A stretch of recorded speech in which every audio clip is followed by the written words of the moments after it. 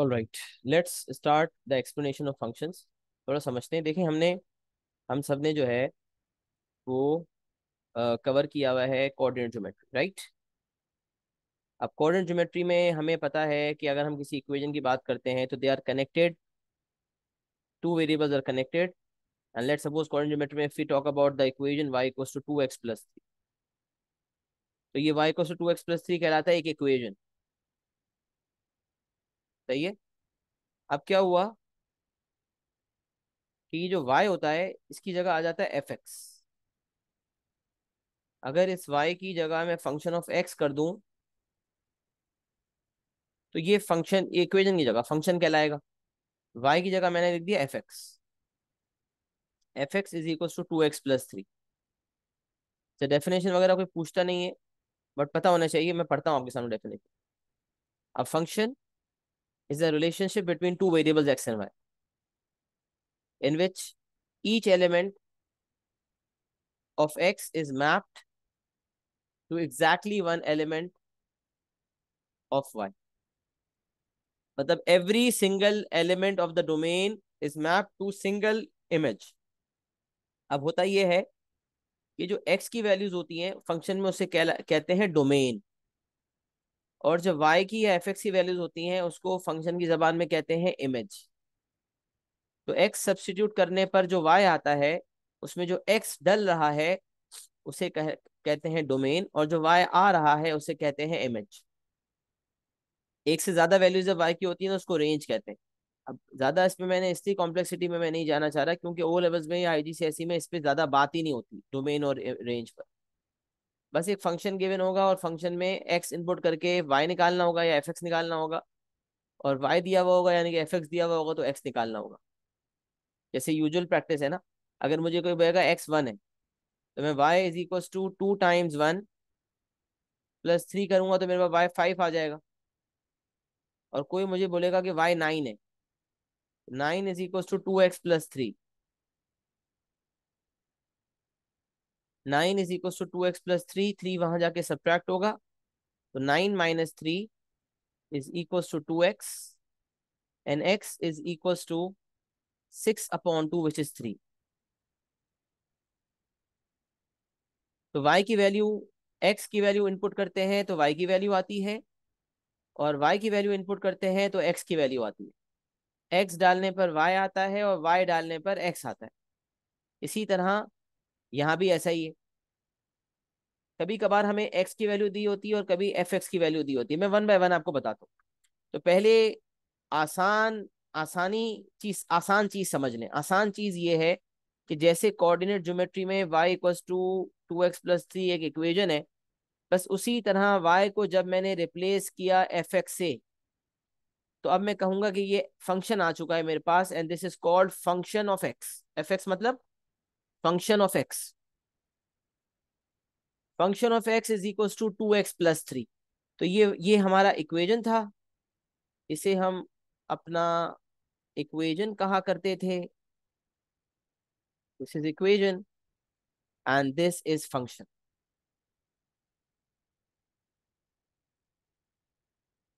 ज्यादा फर्क नहीं हुआ, y की जगह fx आ गया बस। Equation and the function of x is 2x plus 3। अच्छा, अब सवाल ये पैदा होता है कभी कभार ना, फंक्शन फंक्शन लिखने का ये अंदाज लिखा हुआ होता है। देखें ये मैंने लिखा हुआ भी, बल्कि रहने दें, तो मैं थोड़ा सा इसी को इनलार्ज कर देता हूँ।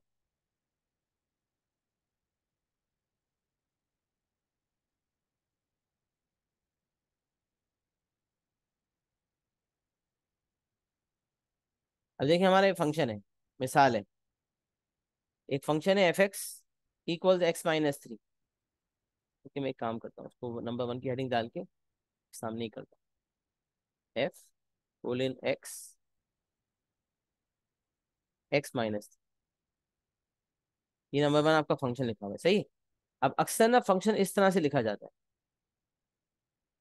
अब इसका मतलब क्या होता है, इसको फौरन आप इस एफ कोऑर्डिनेट एक्स को लिख देंगे fx, और इस एरो की जगह आप लिख देंगे इक्वल्स टू, और ये x - 3 as it is x - 3 हो जाएगा।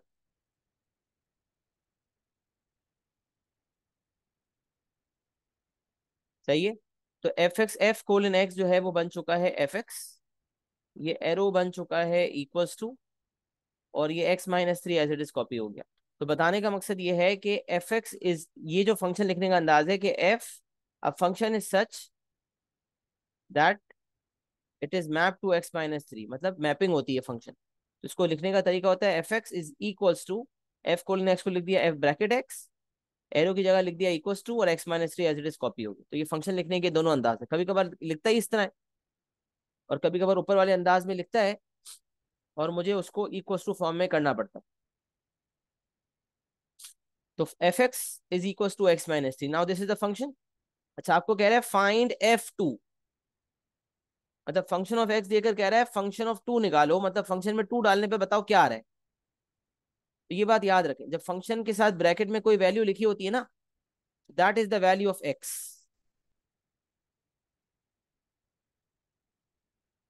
वो क्या होती है? वैल्यू ऑफ एक्स होती है। तो इसका मतलब एफ टू का मतलब this two is the value of x.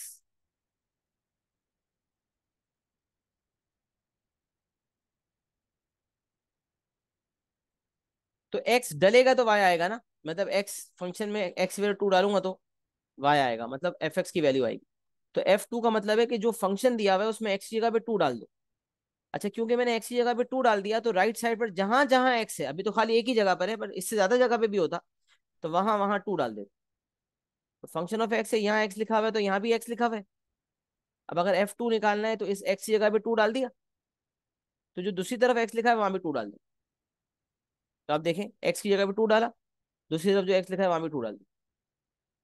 तो f two is equal to two minus three, और टू माइनस थ्री का आंसर आ जाएगा माइनस वन। तो याद रखें, जब f two f three f four f five f ten मांगेगा, इसका मतलब वैल्यू ऑफ एक्स दे रहा है और आपसे वैल्यू ऑफ वाई मांग रहा है। वैल्यू ऑफ एक्स दे रहा है और आपसे वैल्यू ऑफ वाई मांग रहा है।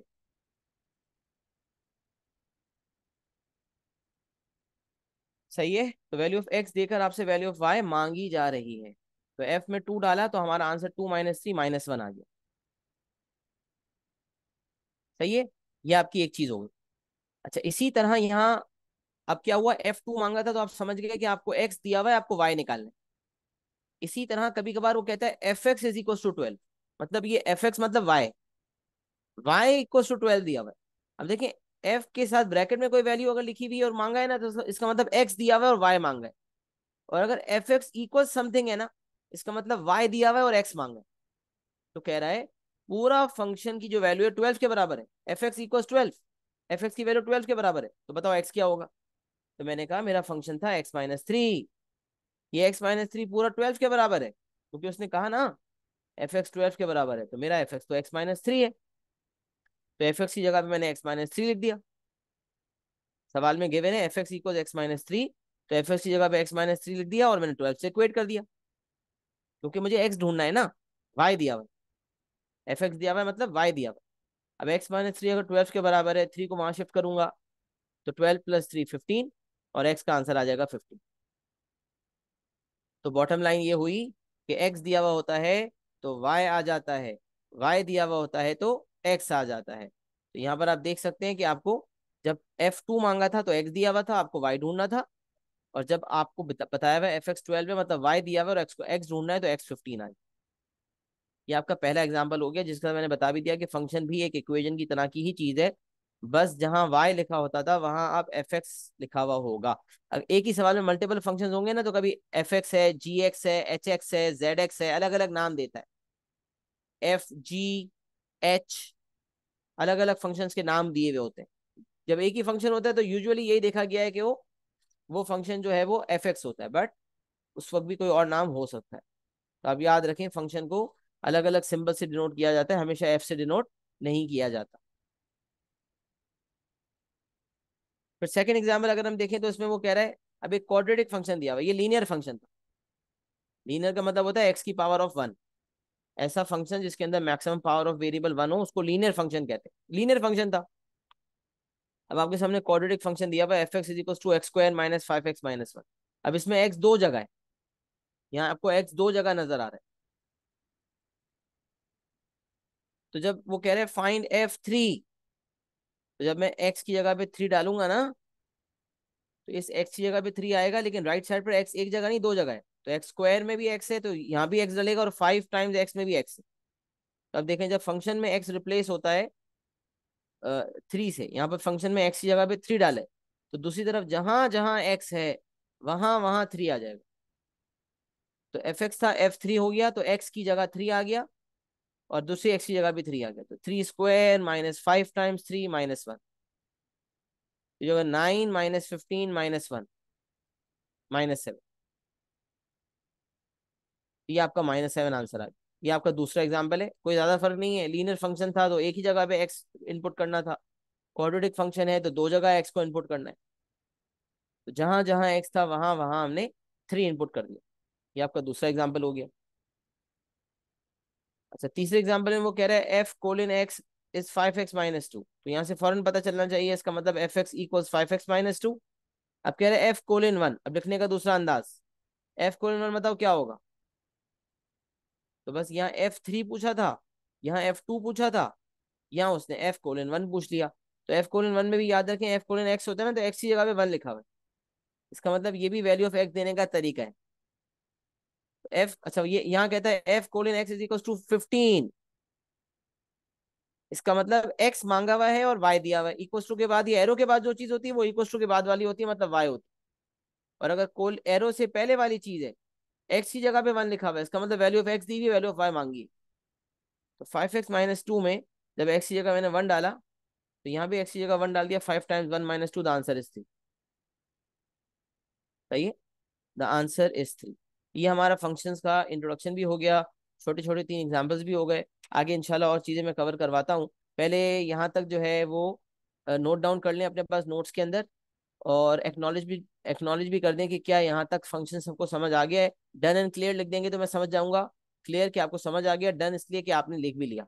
डन एंड क्लियर लिख दें जब आप लिख लें तो।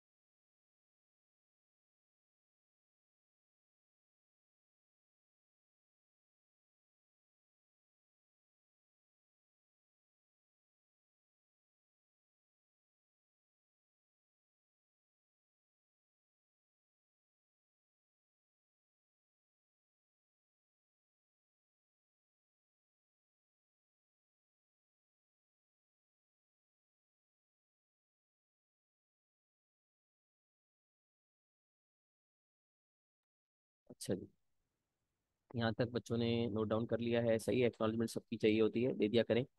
आगे बढ़ जाते हैं। अब हम आते हैं इनवर्स फंक्शंस की तरफ।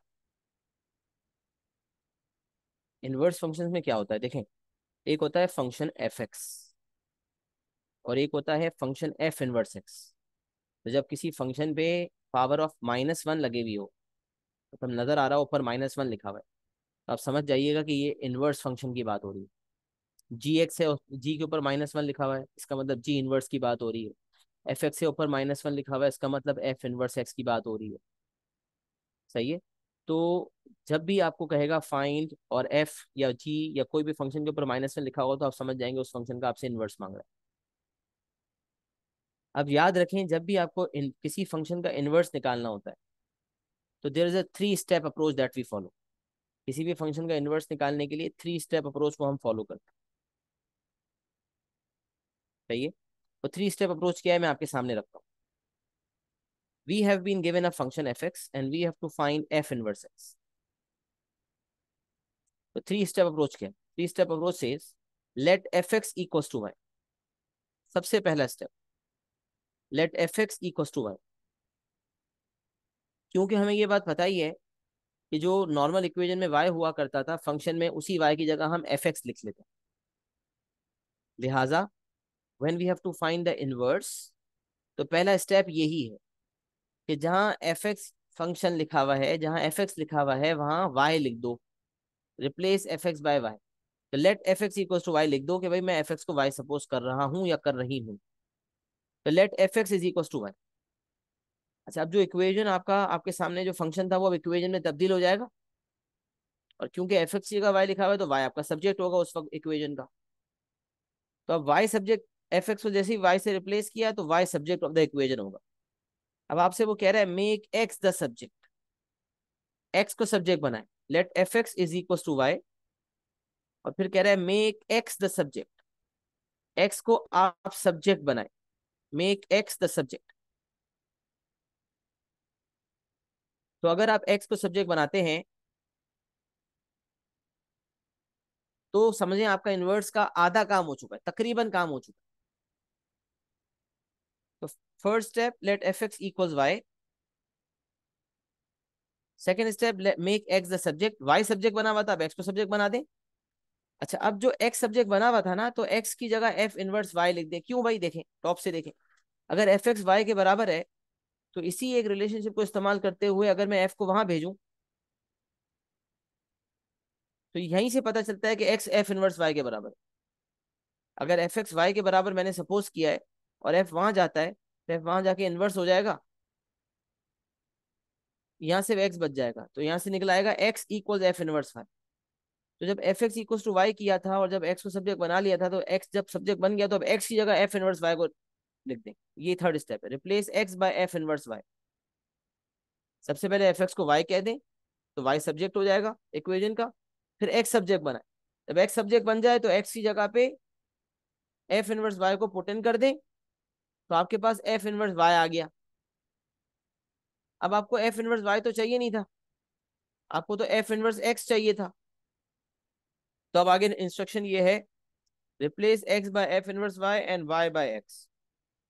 मतलब पहले आप एक्स की जगह एफ इनवर्स वाई लिख दें, और फिर ये जो एफ इनवर्स वाई में वाई है ना, इस वाई को रिप्लेस कर दें एक्स से, और पूरे फंक्शन में जहां जहां वाई नजर आ रहा है वहां वहां एक्स लिख दें। ये मैं आपको करके बताता हूँ। 3 स्टेप अप्रोच आपको मैं इनवर्स फंक्शन की करके बताता हूँ, ताकि आपको बात समझ आए। वन बाय वन में आपके सामने रखता हूँ इस चीज। तो देखिए, ये आपके पास एग्जाम्पल है, इससे आपको ज्यादा समझ आएगा। एक फंक्शन है,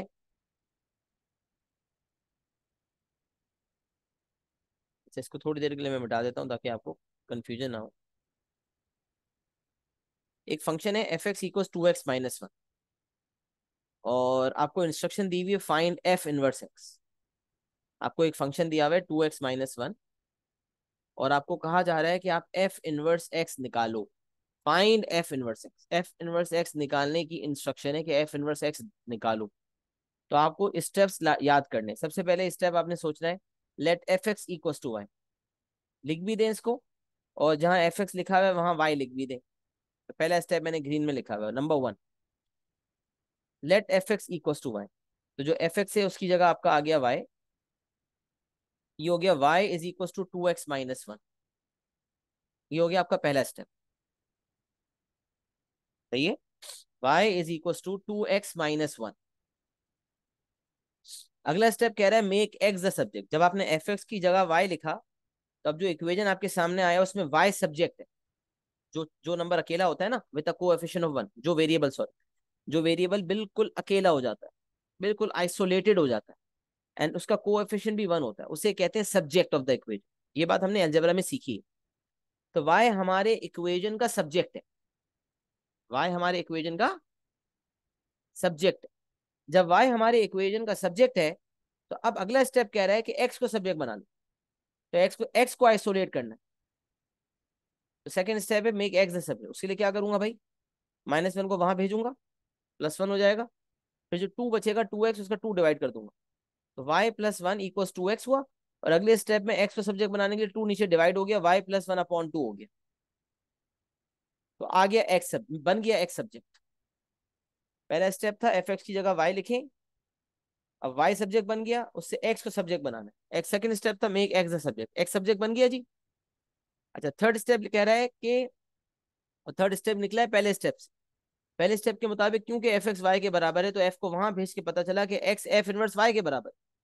तो जब एक्स सब्जेक्ट बन चुका है, तो अब एक्स सब्जेक्ट बनने के बाद एक्स की जगह आप लिखेंगे एफ इनवर्स वाई। एक्स की जगह आप लिखेंगे एफ इनवर्स वाई। अच्छा, बाकी दूसरी तरफ y+1/2 लिखा है, उसको एज इट इज रहने देंगे।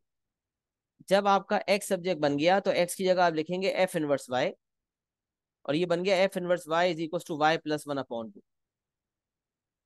सही है।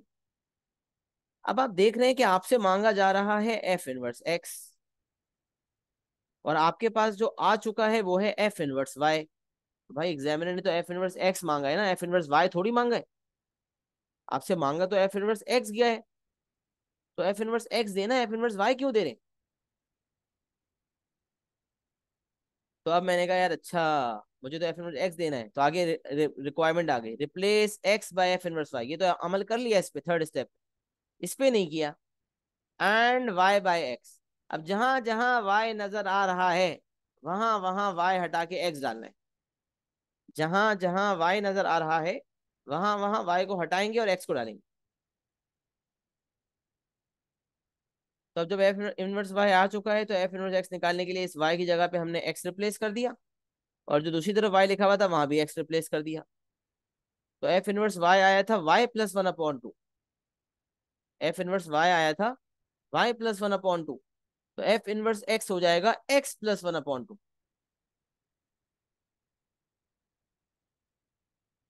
एफ इनवर्स वाई अगर y+1/2 है, तो एफ इनवर्स एक्स हो जाएगा x+1/2। थर्ड स्टेप कह रहा है पहले x की जगह एफ इनवर्स वाई लिखें, और फिर y की जगह x लिखें, जहां जहां y वहां वहां x लिखें। तो यहाँ से आपके पास एफ इनवर्स एक्स आ गया। अच्छा, अभी हमारा फाइनल आंसर तो इनवर्स का आ गया, लेकिन यहाँ मैंने एक एरो बना के एक बात बताई है कि अगर कोई ये वाला स्टेप मिस करना चाहता है तो कर सकता है। मतलब जब आपने एक्स सब्जेक्ट बना लिया, तो सिस्टमैटिक ऑर्डर के मुताबिक और प्रॉपर स्टेप्स के मुताबिक तो x direct F inverse x नहीं बनता। पहले एक्स एफ इनवर्स वाई बनता है, और फिर एफ इनवर्स वाई से मेरे पास एफ इनवर्स एक्स आता है। ये एक ऑर्डर है। पहले जो है वो एक्स एफ इनवर्स वाई से रिप्लेस होता है, और फिर उसके बाद f inverse y f inverse x में तब्दील होता है। बट क्योंकि मार्क्स हमारे पास इस चीज के अलग से नहीं मिलते एफ इनवर्स वाई लिखने के, लिहाजा अगर बच्चा ये समझ ले कि अगर मेरा एक्स सब्जेक्ट बन गया, तो समझ ले मेरा इनवर्स आ चुका है। बस मुझे करना यह है कि एक्स की जगह डायरेक्ट एफ इनवर्स एक्स लिखना है। एक्स सब्जेक्ट बन गया तो डायरेक्ट एफ इनवर्स एक्स लिख दें, और दूसरी तरफ जहां जहां वाई है वहां वहां एक्स लिख दें। तो अगर कोई बंदा डायरेक्ट इस एक्स सब्जेक्ट बनाने के बाद डायरेक्ट ये एरो डाल के ये वाला काम करता है, तो आप भी एरो बना के अपने आप लिख दीजिएगा कि डायरेक्टली पॉसिबल। तो ये किया जा सकता है। वैसे जो प्रॉपर सिस्टमैटिक ऑर्डर है उसके मुताबिक पहले एफ इनवर्स वाई आता है, फिर एफ इनवर्स एक्स आता है। बट अगर कोई एक्स सब्जेक्ट बनाने के बाद डायरेक्ट एफ इनवर्स एक्स लिखना चाहे, और दूसरी जगह जो वाई उसी जगह एक्स लिखना चाहे, तो कर सकता है। लेकिन ये याद रखिए, अगर कहीं भी वाई लिखा हुआ नजर आ गया इन दोनों जगहों में, तो एक नंबर आपका गया। तो वाई नहीं होना चाहिए, यहाँ भी एक्स होना चाहिए, यहाँ भी एक्स होना चाहिए, थ्रू आउट एक्स नजर आना चाहिए। ये आपका एफ इनवर्स निकालने का तरीकेकार हो गया। एफ इनवर्स कैसे निकाला जाता है। और फिर आगे कह रहा है एफ इनवर्स 5 निकालो। तो जैसे F5 निकालने का मतलब होता था कि एफ फंक्शन में एक्स की जगह पे 5 रिप्लेस करो, बस इसी तरह एफ इनवर्स 5 का मतलब है कि एफ इनवर्स फंक्शन में एक्स की जगह पे 5 पुट इन करो, 5 सब्स्टिट्यूट करो। एफ इनवर्स 5 का मतलब ये है कि एफ इनवर्स एक्स में एक्स की जगह पे 5 पुट इन करो। तो एफ इनवर्स 5 निकालने के लिए मैंने एक्स की जगह पे 5 को रिप्लेस करना है। तो ये एक्स आपको नजर आ रहा है, इसकी जगह हमने लिखा 5। तो दूसरी जगह एक, दूसरी तरफ एक ही जगह एक्स था, वहां पर भी लिख दिया 5। तो एफ इनवर्स 5 बन गया 5 + 1 डिवाइडेड बाई 2। 5 + 1 होता है 6, एंड 6 डिवाइड बाई 2 इज 3। तो एफ इनवर्स 5 का आंसर आ गया 3। है ये जी। तो ये 3 स्टेप अप्रोच है टू फाइंड द इनवर्स। और फिर जब इनवर्स में एक्स की वैल्यू की जगह कुछ लिखा हुआ है, एक्स की जगह कुछ और वैल्यू लिखी हुई है, तो उस वैल्यू को थ्रू आउट द फंक्शन डाल के उसकी भी वैल्यू ऑफ वाई निकाल सकते हैं। ये सारे स्टेप्स हो गए इनवर्स फंक्शंस के। सही है जी। तो मैंने आपको इनवर्स फंक्शंस के सारे स्टेप्स प्रॉपर तरीके से समझा दिए हैं। अब आपने करना ये है कि यहाँ पर आप नोट्स में अपने ऐड कर लें और डन एंड क्लियर लिख दें, और किसी का कोई सवाल हो तो बिला झिझक पूछ सकता है, और अगर समझ आ जाए तो डन एंड क्लियर लिखें ताकि हम आगे बढ़ें।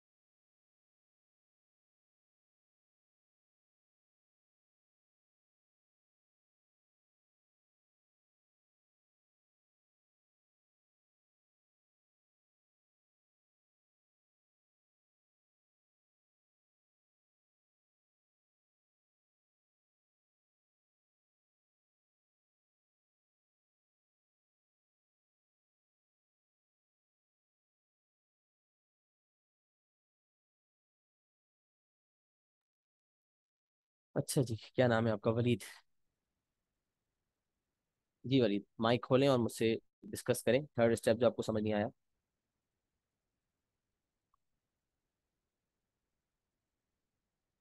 यस वलीद। हाँ खोलिए माइक। अच्छा सुनो, जी। देखो तुमने मुझे कहा थर्ड स्टेप समझ नहीं आया। सबसे पहले हमने एक्स को सब्जेक्ट बना लिया, यहाँ तक पहुंच गए।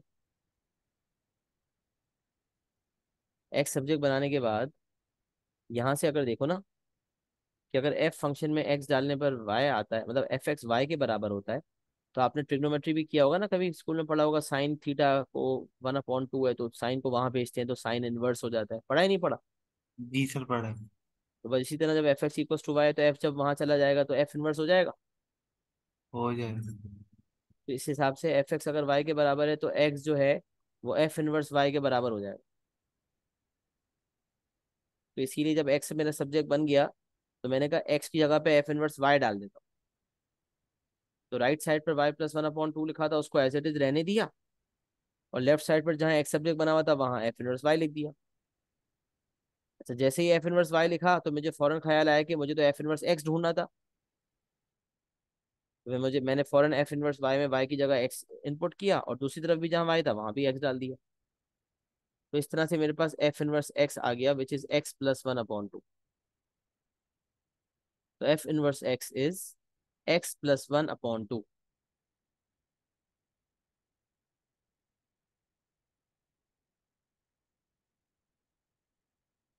जी वली, समझ आ रहा है? जी सर। समझ आ गया ना? अच्छा, अब इसके अलावा ये मैंने बता दें कि ये वाला स्टेप ऑप्शनल है। डायरेक्ट अगर कोई बच्चा, वैसे तो एक्स की जगह एफ इनवर्स वाई आता है ऑफिशियल स्टेप्स के, प्रॉपर स्टेप्स के मुताबिक। बट अगर एक्स सब्जेक्ट बन जाए और कोई बंदा डायरेक्ट एक्स की जगह एफ इनवर्स एक्स लिखकर दूसरी जगह जहाँ वाई है वहाँ एक्स रिप्लेस कर दे, तो डायरेक्ट भी आंसर देने की पॉसिबिलिटी होती है। मतलब ये वाला स्टेप ना लिखने पर मार्क्स नहीं कटेंगे, ये वाला स्टेप आप उसको ऑप्शनल समझ लो। सही है? लेकिन प्रॉपर स्टेप्स बाहर लिए हैं जो मैंने आपके सामने रख दी। अब जो आपका सवाल था वो क्लियर हो गया? जी सर। ओके ग्रेट, अल्हम्दुलिल्लाह। अच्छा, उसके बाद जो है हम आ जाते हैं एक और एग्जाम्पल की तरफ, और यहाँ से मुझे आपको कुछ कॉन्सेप्ट ऑफ इनवर्स भी सिखाना है। अब ये बात जो है वो, हालांकि हमने फंक्शंस में जो कुछ समझने वाली चीज़ थी वो समझ ली है, बट एक चीज़ मुझे और समझानी है क्योंकि इससे बड़ा फायदा होता है। उसको ना फॉलो करने से नुकसान होता है और उसको फॉलो करने से बहुत फायदा होता है। इसलिए जो है ये चीज़ मैं गौर से समझाता हूँ, इसको सुने इंशाल्लाह, आपको समझ आ जाएगी तो फायदा होगा इंशाल्लाह।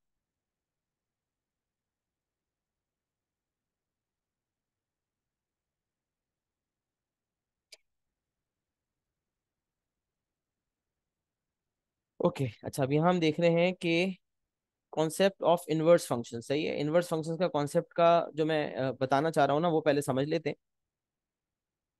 तो आपको इससे बहुत फायदा होगा इंशाल्लाह। इनवर्स फंक्शन का कॉन्सेप्ट ये कहता है कि अगर एक फंक्शन में, एक ओरिजिनल फंक्शन एफ एक्स में अगर मैं डालता हूँ तो टू एक्स की जगह टू इनपुट करके अगर वाई की वैल्यू थ्री आती है तो एफ इनवर्स फंक्शन में थ्री डालने पर टू आएगा।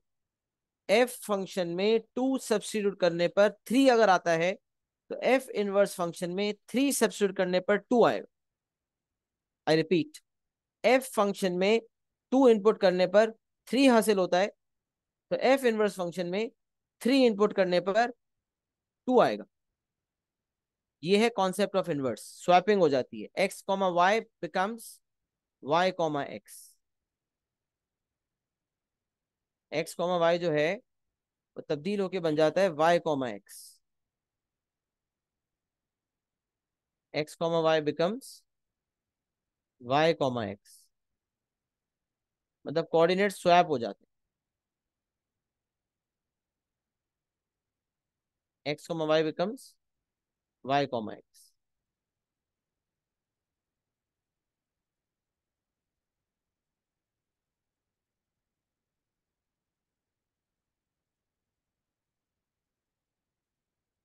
Coordinates get swapped and x comma y becomes y comma x।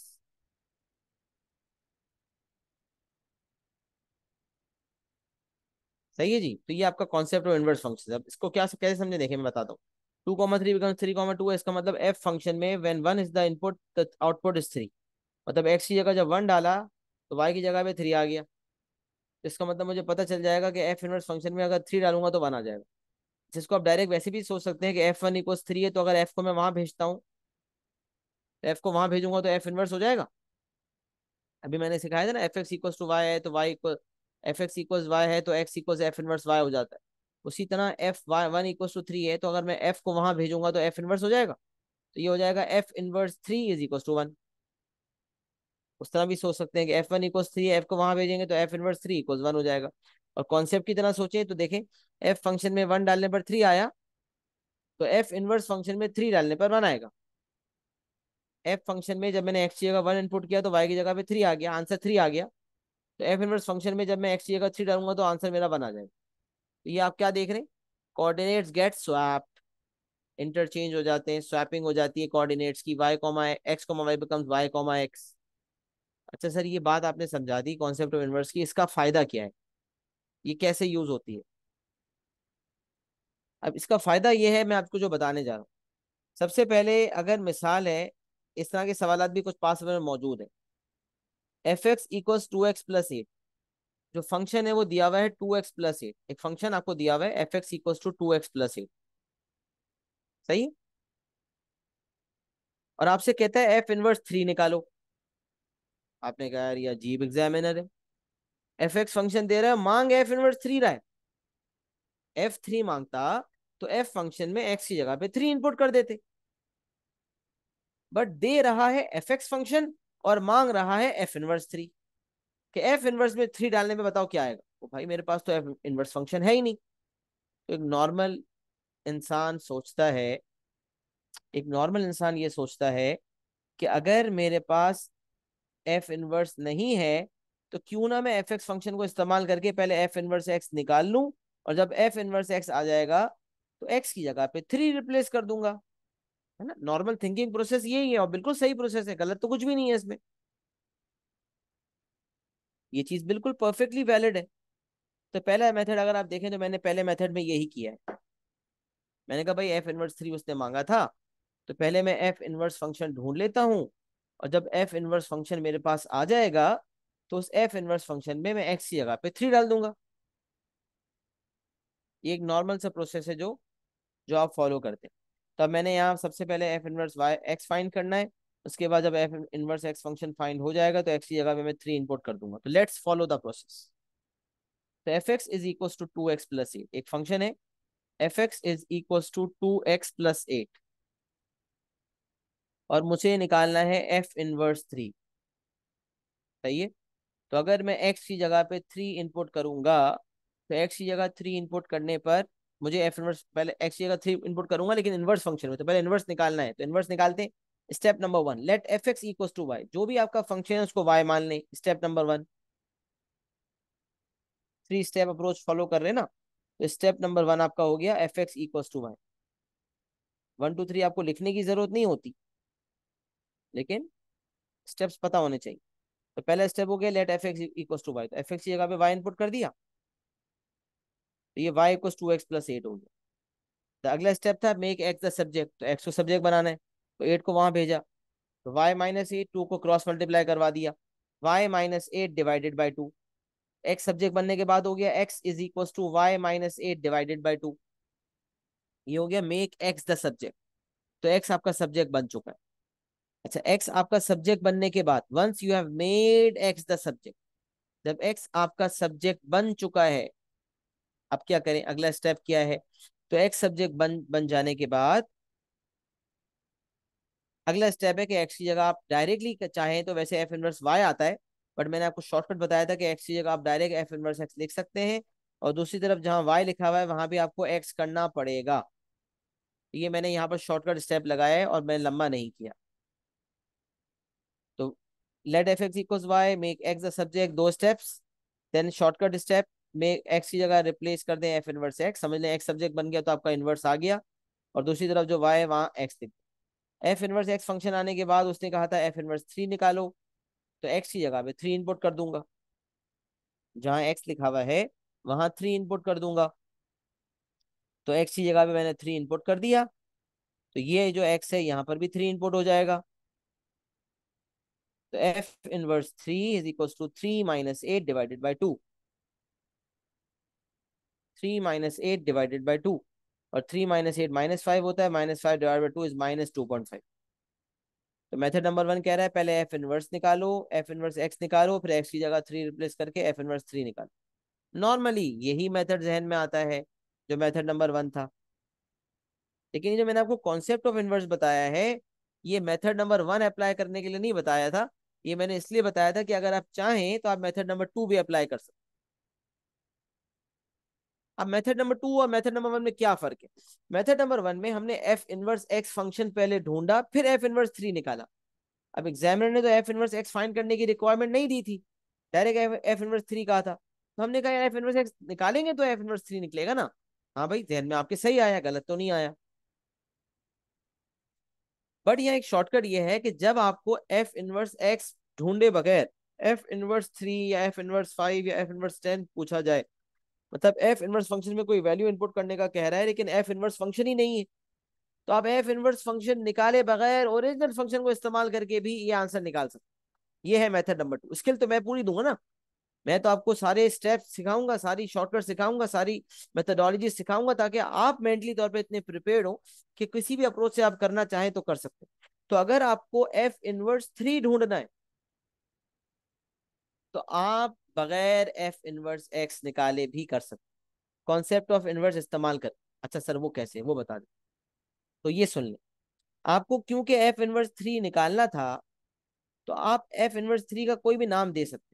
Late f inverse 3 equals to a. आपने कहा समझ लेते हैं थोड़ी देर के लिए कि एफ इनवर्स 3 जो है उसका आंसर है ए। आपने एग्जामिनर को कहा let suppose examiner is asking you.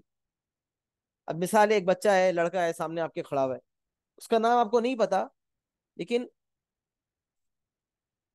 उसकी मिसाल देके आप दूसरों को कुछ समझाना चाहते हैं। तो आप कहेंगे ये जो लड़का खड़ा हुआ है ना, लड़का, नाउ दिस बॉय या दिस मैन, अगर ये इस तरह करेगा तो इस तरह होगा, तो आप मुखातिब होने के लिए उसे लड़का बोल देते। इसी तरह जब आपको एफ इनवर्स 3 नहीं पता तो आप उसको मुखातिब करने के लिए ए कह सकते हैं, कुछ और कह, एक्स और वाई में एक्स वगैरह इसलिए कहना नहीं कह, इसलिए लेने का नहीं कह रहा क्योंकि एक्स और वाई तो ओरिजिनली आपको नजर आ ही रहे हैं ना। फंक्शन एक्स आपको नजर आ रहा है, वाई नजर आ रहा है, तो अब मैं कंफ्यूजन ना क्रिएट हो इसलिए मैं इसको वाई नहीं कहूंगा, एक्स और वाई के अलावा कुछ और कह सकता हूँ। ए कह लें, बी कह लें, सी कह लें, डी कह लें, जो लेटर अच्छा लगता है आप कर सकते हैं। तो मैंने ए कह दिया, let f inverse 3 equals to a. जैसे ही मैंने देखा मुझे ख्याल आया कि अगर इस एफ इनवर्स को वहां भेज दिया जाए तो एफ बन जाएगा। तो एफ इनवर्स वहां गया तो एफ ए हो गया। एफ इनवर्स 3 था, एफ इनवर्स वहां गया तो एफ ए हो गया। यहां से मेरे पास आ गया f a equals to 3। F inverse को वहां भेजा तो एफ ए हो गया और एफ ए इक्वल्स 3 हो गया। अब देखिए सवाल को समझे। कह रहा है एफ फंक्शन में जब ए इनपुट किया तो आंसर 3 आ गया। एफ फंक्शन में जब ए इनपुट किया तो आंसर 3 आ गया। अब सवाल, एफ फंक्शन में ए पुट इन करने पे क्या आता है? तो हमने लिखा हुआ है एफ फंक्शन में एक्स डालने पे आंसर 2x+8 है, तो एफ फंक्शन में ए डालने पर आंसर 2a+8 हो जाएगा। जहां जहां एक्स लिखा हुआ है वहां वहां ए आ जाएगा। Very simple. एफ एक्स था ना, एफ ए का मतलब है जहां एक्स लिखा है वहां ए आ जाएगा। तो इस एक्स की जगह भी ए रिप्लेस हो जाएगा और इस एक्स की जगह भी ए रिप्लेस हो जाएगा। तो f a is equals to 2a+8।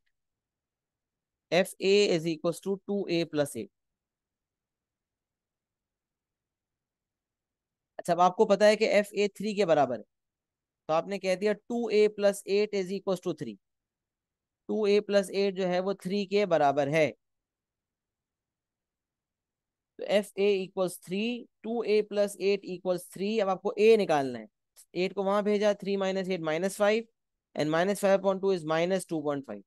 ए का आंसर -2.5 आ गया। अच्छा भाई, ए की वैल्यू का क्या करूं? तो भाई अल्लाह के बंदे, आपने एफ इनवर्स 3 जो आपको निकालना था उसको आपने ए सपोज किया था। इसका मतलब जो आपका ए का आंसर आया वही आपका फाइनल आंसर होगा। आपने कहा था समझ लेते हैं, एग्जामिनर को कहा समझ लेते हैं कि एफ इनवर्स 3 जो आप मांग रहे हैं उसका आंसर सपोज करने के वो ए है। फिर आपने इनवर्स फंक्शन का कॉन्सेप्ट इस्तेमाल करते हुए जब ए की वैल्यू निकाल ली, तो आपने जो कहा था ना समझ सकते हैं इसको, ए मान लें, तब जो ए का आंसर होगा वही आपका फाइनल आंसर होगा। तो एफ इनवर्स थ्री का फाइनल आंसर है -2.5।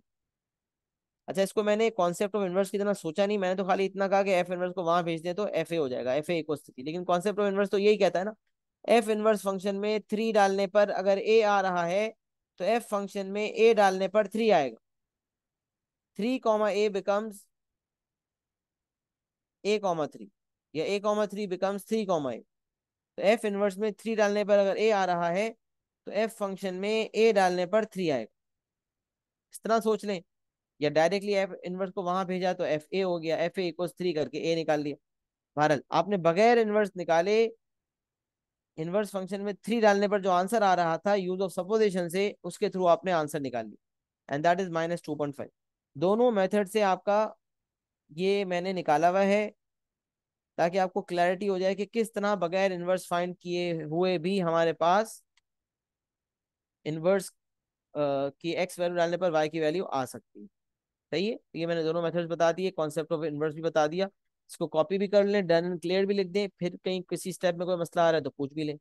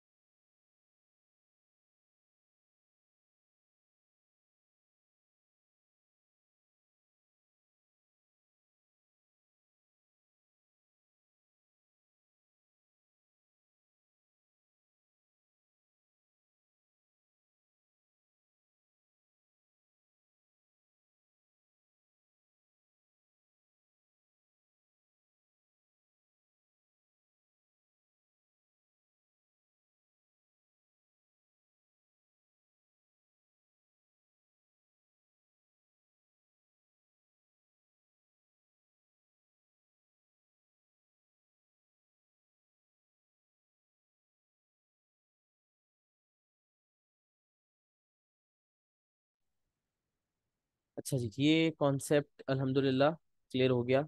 और बाकी मेरे ख्याल से कुछ बच्चे अभी लिख दें, क्लियर एंड डन लिख देंगे, जल्दी से लिख दें तो फिर मैं आगे बढ़ता हूँ इंशाल्लाह। ये फंक्शंस का आपका कॉन्सेप्ट हो गया, इनवर्स फंक्शन निकालना आ गया हमें, कॉन्सेप्ट ऑफ इनवर्स भी पता चल गया। अब जो अब जो आईजीसीएसई वाले स्टूडेंट्स हैं उनको एक कॉम्पोजिट फंक्शन का ओ लेवल्स के अंदर, ओ लेवल्स मैथ्स 4024 में नहीं है कॉम्पोजिट फंक्शंस। कॉम्पोजिट फंक्शंस है आईजीसीएसई 0580 में। तो वो लेक्चर मैंने एलएमएस पे इंशाल्लाह अपलोड कर दूंगा, तो आप वहां से उसको देख सकते हैं। पास सर्विस की वर्कशीट वगैरह सब अपलोड हो जाएगी इंशाल्लाह। सही। तो ये आपका फंक्शन की एक्सप्लेनेशन वाला मैटर जो है वो क्लियर हो गया। और उसके बाद जो है फंक्शंस के भी बहुत सारे सवालात हैं जो यकीनन मैंने करवाए हुए हैं। लेक्चर रिकॉर्डिंग्स उस फंक्शन के सवालात की भी मौजूद है, और आप वहाँ लेक्चर रिकॉर्डिंग से फंक्शन के सवालात बहुत आसानी से कर सकते हैं।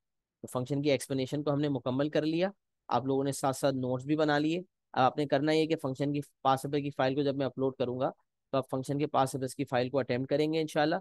उसमें जो सवालात आप लोगों से नहीं हो रहे हैं, उसमें से बहुत सारे सवालात ऐसे हैं जो कि रिकॉर्डिंग्स में एक्सप्लेन होंगे। और उसके अलावा अगर कोई ऐसा सवाल होगा जो आपको तंग कर रहा होगा, आप नहीं कर सकेंगे, तो वो इंशाल्लाह हम अगली क्लास में उसको डिस्कस कर लेंगे। तो मैं फंक्शंस की आज की क्लास की रिकॉर्डिंग, पास पेपर्स के पुराने सवालात, पास पेपर्स की वर्कशीट, और आईजीसीएसई वालों की आईजीसीएसई में पास पेपर्स की वर्कशीट, और आईजीसीएसई के लिए कॉम्पोजिट फंक्शन का एक्सप्लेनेशन का लेक्चर जो ओ लेवल्स में नहीं है, सिर्फ आईजीसीएसई में, वो सब आईजीसीएसई वाले स्टूडेंट्स ने देखकर कॉम्पोजिट फंक्शन के नोट्स अपने पास बना लेने हैं इंशाल्लाह। सही है। और उसके बाद फिर जब ओ लेवल्स वाले पास से बस कर लेंगे सब, तो फिर आईजीसीएसई वाले आईजीसीएसई वाले पास से बस करके उसमें कॉम्पोजिट फंक्शन की जो रिक्वायरमेंट्स होंगी उसको भी करेंगे। उसके भी सवालात के लिए मेरे पास रिकॉर्डिंग मौजूद है, थोड़ी बहुत सवालात मैंने उसके करवाए हुए, उससे भी फैसिलिटेशन लें। उसके अलावा भी अगर आईजीसीएसई के सवालात में, अच्छा यहाँ आईजीसीएसई वालों के लिए सवाल जब वो करेंगे उसमें मसले मसाइल आएंगे, तो उसको भी इंशाल्लाह हम नेक्स्ट क्लास में डिस्कस करेंगे। तो ओ लेवल के पास के सवाल और आईजीसीएसई वाले के सवाल के मसले मसाइल नेक्स्ट क्लास में डिस्कस करेंगे। आपके पास अच्छे खासे दिन है, उसको आप निपटाएं इंशाल्लाह, ताकि हमारा फंक्शन का टॉपिक भी इंशाल्लाह नेक्स्ट क्लास तक बिल्कुल वाइंड अप हो जाए। हमें चीज़ों को आगे आगे बढ़ाना है, ताकि हमारा सिलेबस जो है वो जल्द से जल्द इंशाल्लाह कंप्लीशन होती जाए, क्योंकि टॉपिक अभी बहुत सारे हैं टेक्निकल, बड़े बड़े, हमने बेसिक पे बहुत काम किया है। अब इंशाल्लाह हमें बड़े बड़े टॉपिक्स भी कवर अप करने हैं। तो अपना, और किसी को कोई मसला कोई दिक्कत परेशानी हो तो हमेशा हाजिर है इंशाल्लाह, अपनी तैयारी को भरपूर तरीके से करते रहें। कहीं कोई शो स्टॉपर आए, कहीं कोई मसला आए, कोई दिक्कत परेशानी आए, तो मुझे ज़रूर बताएं। और अपना बहुत सारा ख्याल रखें, दुआ में मुझे याद रखें। अस्सलाम वालेकुम व रहमतुल्लाहि व बरकातहू।